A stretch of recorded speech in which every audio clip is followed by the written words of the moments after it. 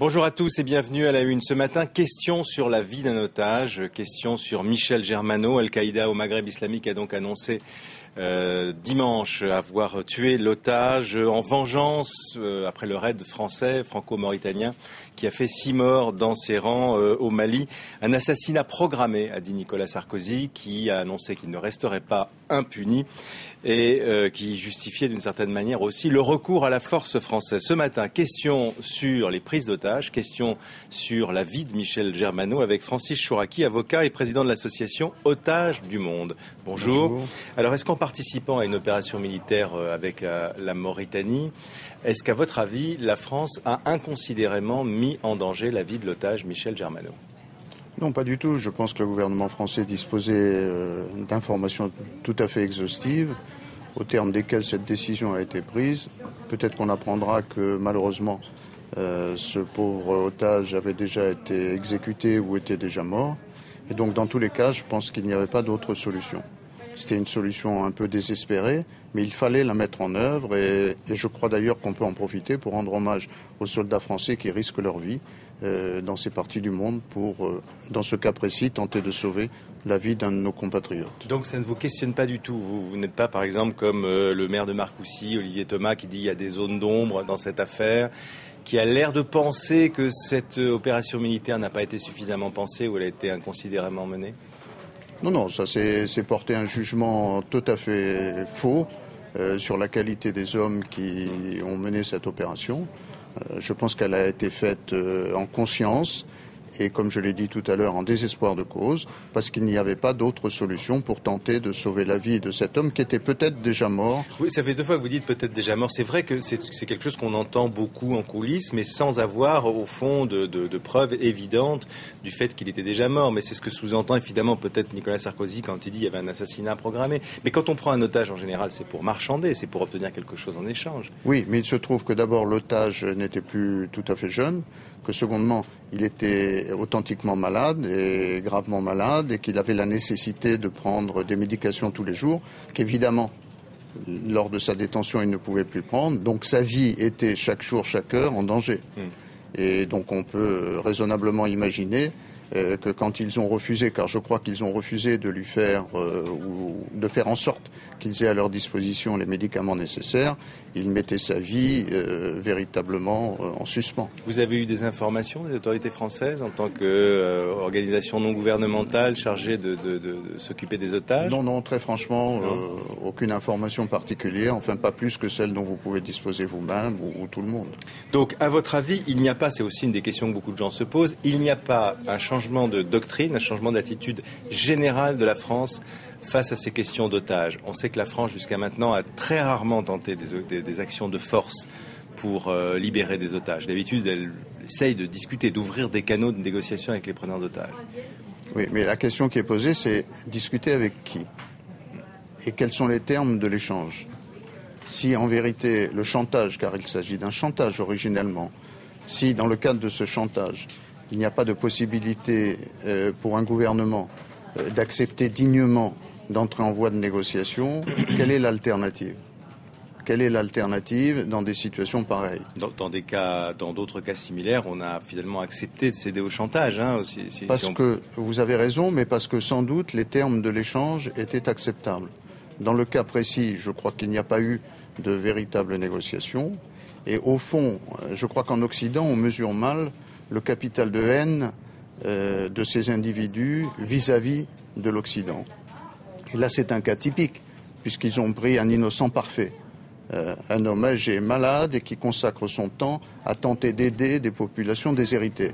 Et néanmoins, d'une manière directe ou indirecte, ils l'exécutent. Donc c'est un message qui nous parvient à chacun d'entre nous. C'est une vraie guerre qui est menée contre les populations occidentales et je pense que le gouvernement a tenté d'apporter une réponse. Alors, que cette opération n'ait pas été un succès, je n'en sais pour l'instant rien, car peut-être que, comme je le disais tout à l'heure, il était peut-être déjà mort depuis plusieurs semaines. Néanmoins, il faut, à mon sens, poursuivre ce genre d'action pour tenter d'éradiquer ce fléau inacceptable qui se répand sur toute la planète, qui est cette prise d'otages récurrente, perpétuelle. Alors pour apporter une solution... Il faut arrêter de faire monter au fond le prix des otages en cédant à ce que vous appelez du chantage. Oui, il y a à minima deux idées. La première, c'est que peut-être un certain nombre de gens ne doivent pas se rendre dans des régions particulièrement dangereuses d'une manière inconsidérée. Ça c'est difficile parce que là, on peut pas dire que c'était inconsidéré, c'était des Français qui travaillaient pour des organisations humanitaires qui jouaient un vrai rôle sur place. Vous avez raison, je n'ai pas parlé de lui. J'ai élargi le débat en disant, on me dit qu'il y a un certain nombre, par exemple, de jeunes gens, jeunes filles, qui sont candidats pour aller en Afghanistan, apporter la bonne parole. C'est vraisemblablement pas le moment.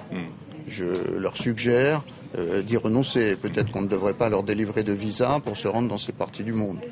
Ça, c'est un premier élément. Mais le deuxième élément, si on veut tenter d'éradiquer, je dis bien, c'est sans doute d'ouvrir des informations judiciaires pour chercher qui se trouve derrière ces prises d'otages, qui sont soit politiques, soit mafieuses, en général les deux, et tenter de faire en sorte que les vrais responsables soient poursuivis par la justice de par le monde. Ça aurait un intérêt d'avoir par exemple un juge d'instruction. Qu'est-ce qu'il pourrait faire là concrètement pour enquêter sur cet assassinat, puisque c'est vrai que c'est un assassinat?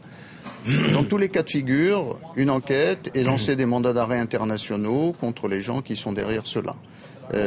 Car ce ne sont pas toujours des gens qui passent leur vie dans le désert. Il leur arrive vraisemblablement de se rendre dans divers pays ou autres. Il n'y a pas d'autre solution que l'action, telle qu'on l'a vue sur le plan militaire, et la justice, telle qu'il faut la mettre en branle sur le plan planétaire. Une justice qui se rend efficace et qui tente de retrouver, que ce soit dans la Corne de l'Afrique, que ce soit en Amérique du Sud, que ce soit en Asie. Enfin, aujourd'hui, c'est une pandémie qui se répand de par le monde. Il faut faire des sacrifices parce que le prix à payer pour cette stratégie, cette attitude peut être très lourd. Nous avons encore 2 otages aux mains d'Al-Qaïda. Alors c'est pas Al-Qaïda au Maghreb, c'est en Afghanistan. Hervé Guéquière et Stéphane Taponnier, 210 jours aujourd'hui. Est-ce qu'on peut être inquiet pour eux? Évidemment, on peut être inquiet pour eux. Mais d'un autre côté, chacun doit comprendre que si on parlait de stock d'otages, il est très facile pour les preneurs d'otages de reconstituer leur stock. Il est très facile de reprendre des gens n'importe où dans le monde. Donc céder, c'est ouvrir la porte à tous les excès. Et je comprends très bien, et j'y participe naturellement, à l'angoisse, particulièrement en Afghanistan, concernant vos 2 collègues. Mais quelle est pour le gouvernement, et je ne défends pas le gouvernement particulièrement dans cette affaire, mais quelle est la marge de manœuvre? Tenter de se rapprocher des preneurs d'otages, tenter des négociations directes ou par personne interposée, examiner les termes de l'échange, acceptables ou non acceptables. Et évidemment, la valeur de l'échange croît. Qu'est-ce que vous avez pensé de cette loi sur les frais à rembourser, les frais de libération à rembourser? Ça a inclué aussi, c'est ce qu'on a pensé les otages, c'est pas de mauvais goût ça? Je partage votre sentiment. J'ai trouvé qu'elle était totalement inappropriée, qu'il s'agissait d'une réaction émotionnelle et que cette loi, en tous les cas ce projet de loi, me paraissait n'avoir aucun sens. Est-ce qu'il y a des otages oubliés aujourd'hui? Parce qu'on a parlé de Michel et de Stéphane, d'Hervé et de Stéphane, mais il y a des otages dont on ne parle pas. C'est la question de la médiatisation. Est-ce que c'est une bonne chose toujours?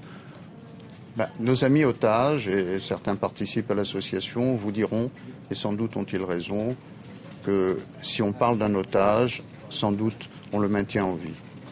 Et donc à partir de là, et je comprends que chaque cas soit différent, je pense qu'il faut médiatiser le plus possible. Il va de soi qu'en médiatisant, vous augmentez la valeur de l'otage et donc les termes de l'échange.